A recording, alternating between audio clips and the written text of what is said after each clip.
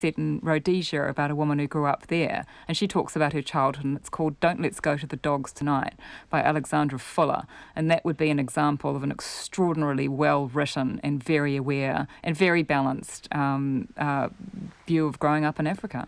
Here's one of Louise Linton's sentences that's been widely ridiculed. I try to remember a smiling, gap-toothed child with HIV whose greatest joy was to sit on my lap and drink from a bottle of Coca-Cola. Zimba taught me many beautiful words, but the one I like most is Nsatsa, happiness. She's writing a Hallmark card. That's appalling. I mean, it is. It's just, I think I've used appalling about 3 times in this, panel. It's got that kind of 60s feel about it, hasn't it? You know, yeah. That, oh my goodness, in Africa they've got all they're all so poor and the world's so terrible over there. And this lack of appreciation that it's people's communities and families and homes, that whole sense of it's a different place that has no connection with reality. It's just quite bizarre. And a lot of people are agreeing with you, but and saying colonialism on steroids. But the other point of view is presumably, is she allowed to use her voice, however naive, whatever you think of it? And after all, she went there on a gap year as an aid worker. She didn't go there to make money. To what extent is she actually allowed to be herself? Well, I mean, I think you can be yourself, but when you're putting a book out there into the public domain, you are putting opinions and views and experiences out there that people may disagree with, and I think you just have to be prepared for that. All right. This is a bit removed from us, but it is an interesting issue. Big Christian dating websites have been forced, I guess it's not removed from everybody here, have been forced by a court ruling to cater to the gay community. A Californian judge has ordered ChristianMingle.com, that's the biggest one of them all, CatholicMingle.com and Latter Day Singles, which is the largest dating site for Mormons. The judge has ordered those sites to stop asking users to specify whether they're a man seeking a woman or a woman seeking a man. And 2 gay men filed class action lawsuits because they were unable to use the service. And the usual story, hailed as a victory for tolerance and LGBT rights, and at the same time denounced as an attack on religious freedoms. What do you reckon? I tend towards the latter, actually, and it might sound unusual, but I do think that no matter how much it might dismay you, that if a religious group wants to have a dating site and that religious group doesn't want to offer a service to the gay community, then let them live in their small little world. I don't think the courts are the way to educate people about that. And of course, there are other websites that can be used. So, look, I think it's a small-minded website, but not. I don't think it's really the place for the courts. But discrimination could be, and everybody's got the right to test that in the courts, haven't they? If they feel that there's discrimination, if the state has laws against discrimination, then people have a right to kind of, I suppose, put them in place. But yeah, they do. But it seems, do you really want to go to CatholicMingle.com? I mean, really? It's just... Latter Day Singles just so gets bizarre. There are Muslim dating sites, of course, a whole lot of them, and you do wonder if this will be an issue for them and for a lot of religions, actually. Duncan's point's interesting, isn't it? Is it worth actually going to court to try and force through what, may be fair, but at the same time is an infringement on what a lot of those people obviously believe? It's a funny tool, isn't it? If you think you've got a Christian gay person who's trying essentially to sue, by the back door, if you like, sue the church to make it more gay friendly. So you're wrong, and they're using the arm of the state to get the church to change its doctrine. It's very odd way to go about it. The pro-helicopter views are coming through now. Can I just share 2 of them with you? Some of us can't walk to these glaciers. Why can't we fly? Please share with us, unfit people. And helicopters are surely better for the environment than hiking because they don't leave tracks, huts or campfires behind. There you go. Just thoughts to leave with you. All good points. All good. And many more people see glaciers from helicopters than with crampons on. Duncan Webb, Catherine Good Robertson. To know. Thank you both for being on the panel. Checkpoint with John Campbell now.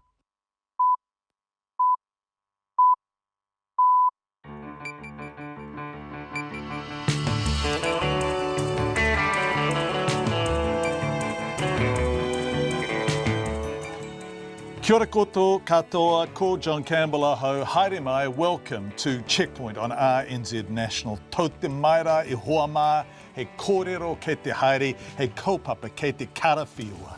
Tonight on Checkpoint, a Black Power member for life, but also by the accounts of everyone from Kaumatua to the Māori Party to a former cop who's now a national MP, a man doing valuable work with youth in jail. Should he be able to? Can gang members do good? Why was a house in crisis in 2007, then not one now, according to the same man, John Key? Dinosaurs in Tūhoe country and how the iwi and paleontologists are hunting them together, Hillary Clinton's emails, and the BBC's Jeremy Bowen from Baghdad. Plus Steve Hansen, is he staying on to the Rugby World Cup in 2019? But before all of that, Katrina Batten with RNZ News. Kia ora, good afternoon. A couple were paid over $1,000 to care for 3-year-old Moko Rangi Tohereri and his sister, but instead they subjected the boy to months of abuse and eventually killed him. The Rotorua High Court has released documents from the court file to RNZ in the case of Tanya Shaler and David William Hairewa. Edward Gay reports. The pair were sentenced last month to 17 years in prison with a minimum non-parole period of 9 years for killing 3-year-old Moko Rangi Tohereri. The charges had been downgraded from murder to manslaughter. The court documents show that decision went all the way to the Deputy Solicitor General. Also, the pair have extensive criminal records. Hairewa has 109 convictions, including aggravated robbery and male assaults female. Justice Cates concluded at sentencing that the convictions were either too historic or not relevant for sentencing. Ko Edward Gay, TNA. A South Taranaki iwi is demanding that the Department of Corrections head Ray Smith resign over the removal of a Black Power member from his role as kai whakamana for prisons. Ngā Pari Nui was stood down yesterday after his gang affiliations were pointed out to the Corrections Minister Judith Collins. The Corrections National Commissioner Jeremy Lightfoot met with Mr Nui and Ngāti Ruanui in Hawara today. Kaiarataki for the iwi, Debbie Ngarewa Packer, says it's shameful Mr Smith didn't come himself. She says he needs to take responsibility for the way in which Mr Nui was removed, given that he made the appointment. The iwi wants an independent review of Mr Nui's removal and an apology from the minister. Emergency services are still searching an Auckland property for a bomb. They say residents should be able to return home soon. Police were called to a home on Henwood Road in Mangere this morning. A 200-metre cordon was enforced around the property after police were told by mental health professionals that a man had homemade explosives. Both residents and the nearby Kingsford Primary School were evacuated.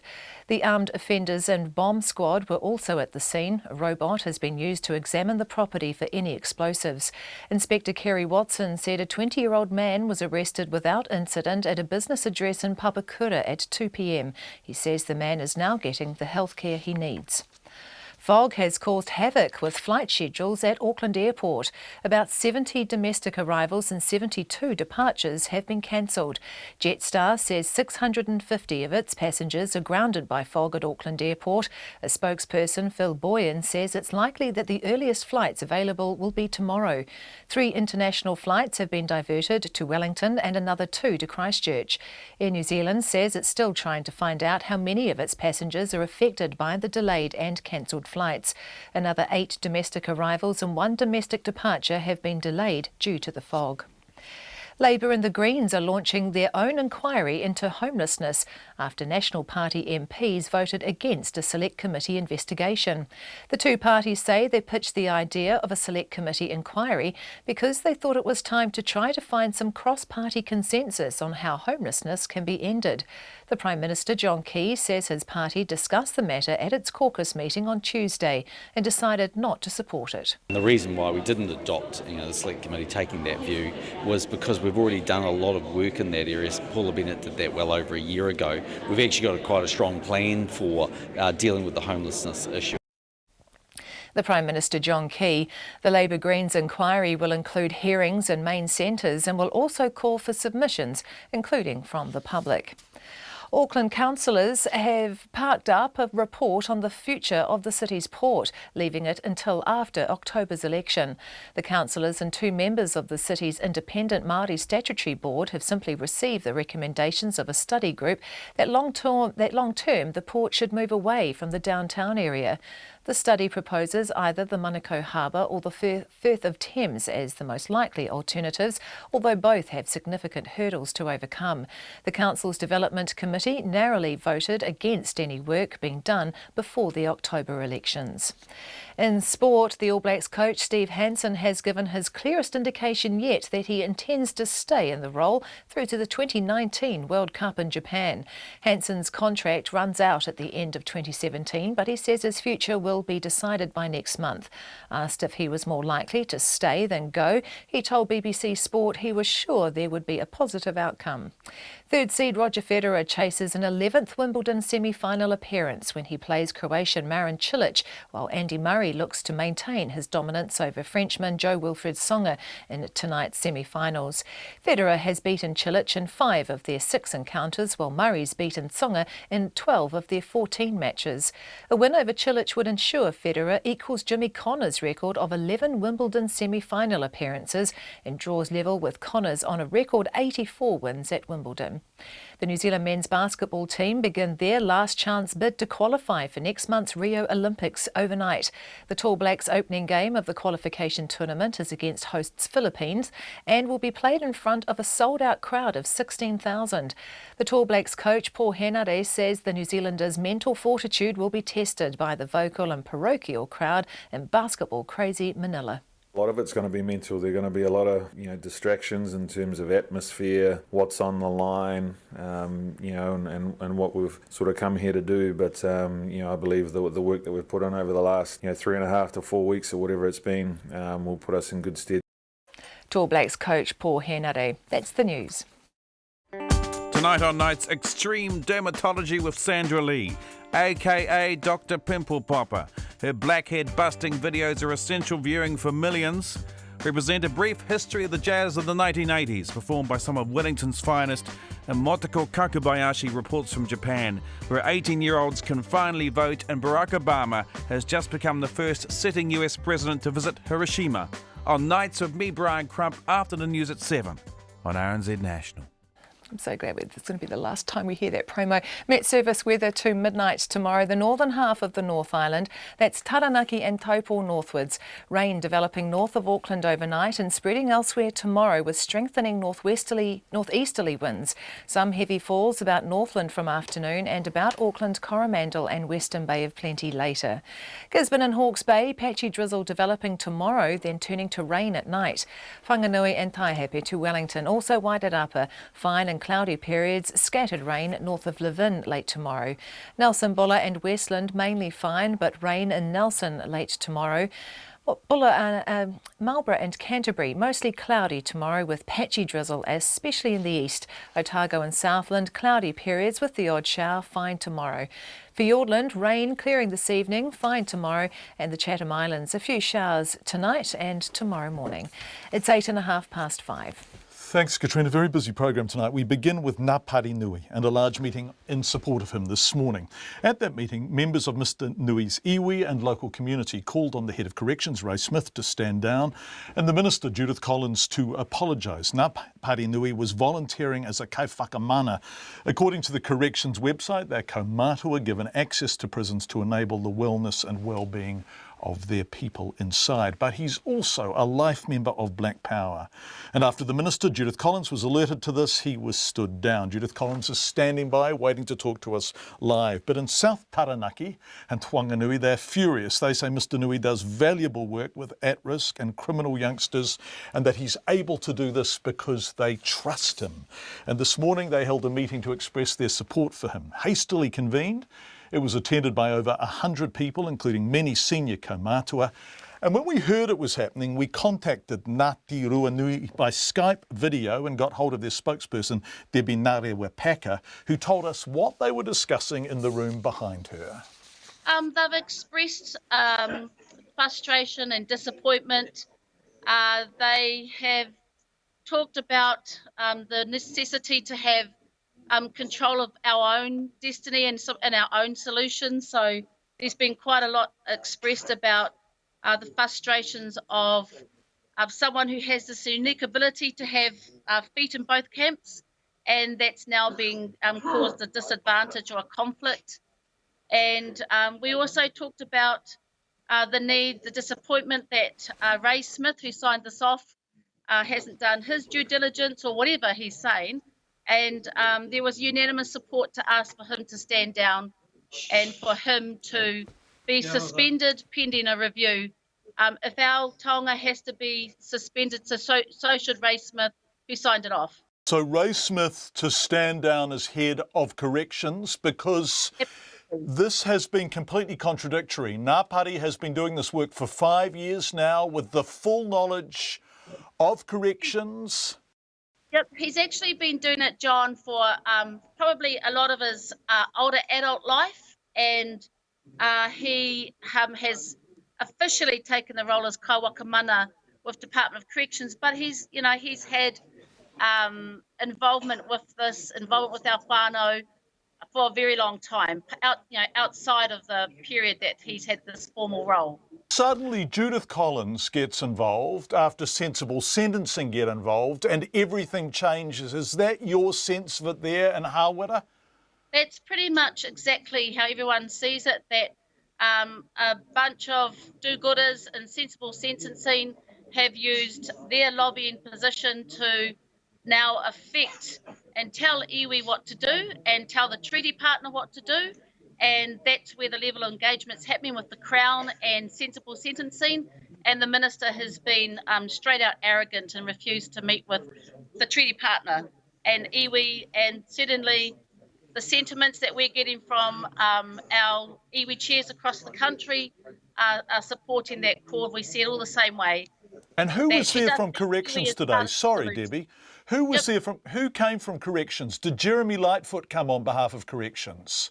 Yes, yeah. The National Commissioner, Jeremy Lightfoot, and two of his colleagues who head to Tautoko in their official capacity as well. Is that him we're seeing there now? Sorry, the camera's just swung round. Is that Jeremy Lightfoot we're seeing there in the suit with the glasses? Yes, it is. Debbie, you talk about the work Ngāpari's done.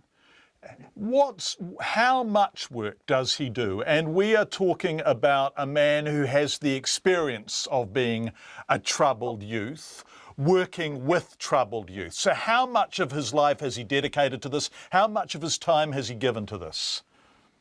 I would go so far to say all of his life. All of his life has been, and Uncle Sandy, Uncle Mac, Uncle Tony, all these kaumātua, these are whānau that live on the ground, and they've come here because they recognise the years and years of dedication he's done for our whānau that aren't getting support from the government. People are not going into their homes and supporting them.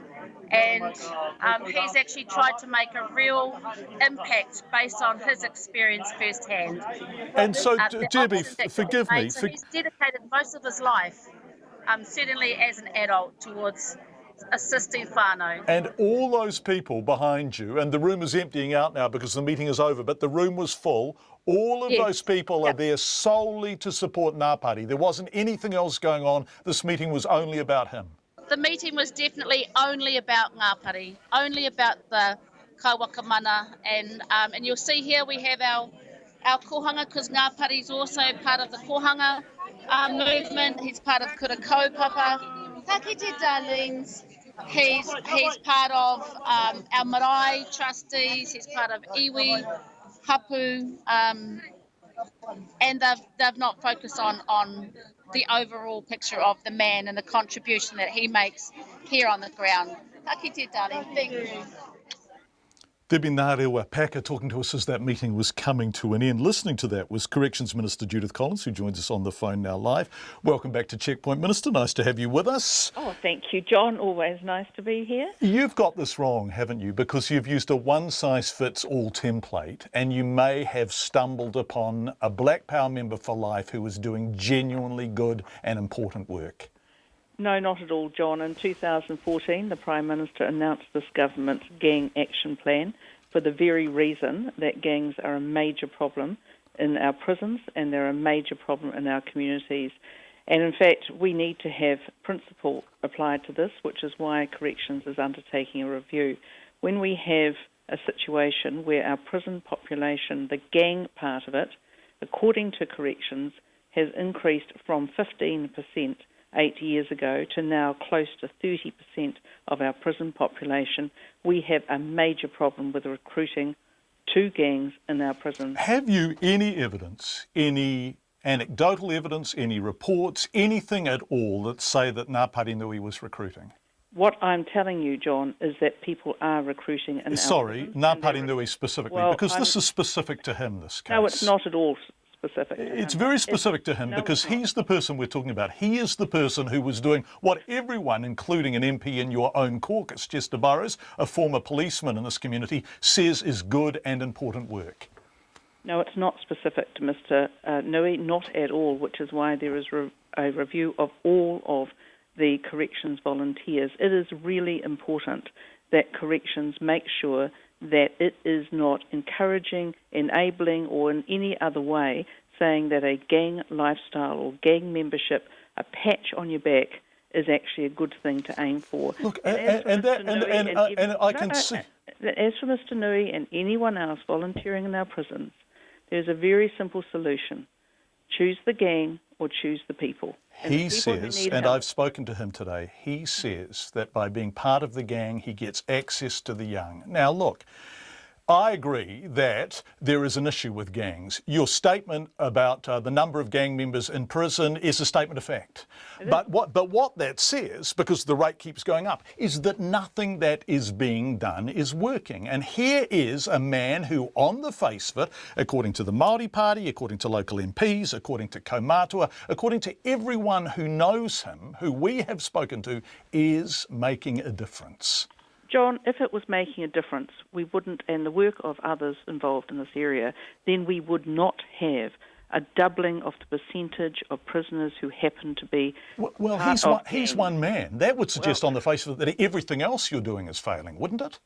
No, what it means is that we need to look, Corrections is looking at all of the volunteers working in their prisons. You know, we've got 46% of youth under 19 years in our prisons have gang affiliations. You know, this is a very serious issue, and I think it is really important to keep a principled view of this, and the principle has to be that actually people need to understand that it is not okay to be a member of a gang. I have 50 gangs represented in my prison population that I'm responsible for, 50 of them. What if we had someone who was an important person in a particular community who happened to be a headhunters gang member? What about that? What about other gangs? Hold on a sec. No, gangs should not be recognised and be part of how we run prisons, but unfortunately we have to because of the sheer volume. Don't you cut your garment according to your cloth. What do we know about this man? When did he last commit a criminal offence? Do you know that?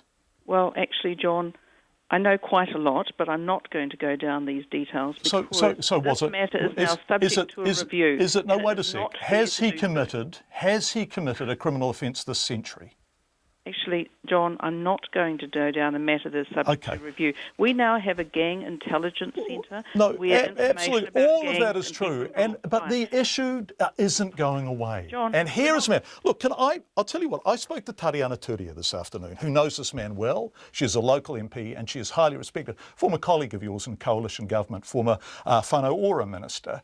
Now, she just sums him up in 1 minute. Have a listen to what she says about him. It takes 1 minute. He is a wonderful man. He exemplifies what I would call whānau ora in practice. 3 generations of their family live together. He goes house to house in Hāwera, supporting those who most organisations would have trouble accessing. He is just the greatest guy. Absolutely he is. And yet he is a Black Power member for life, and people are going to look at that and say he is nothing but bad news. Well, that's sad because I think it's probably at least 25, 30 years since he ever got into any trouble. He is alcohol-free, he is drug-free, he is violence-free. He doesn't do any of that stuff. He is a very good man. And I'm really proud of Ngā Tari. I have seen him in action when we've had serious issues go down here in Whanganui, and he always supports everybody who is wanting to do right. Isn't he, Minister, an illuminating example of how you get back on the rails after you've gone off them? No, what we're talking about here, John, is that we have a very serious problem with gangs in our prisons. And actually, we need to show some leadership around what people want to do about that.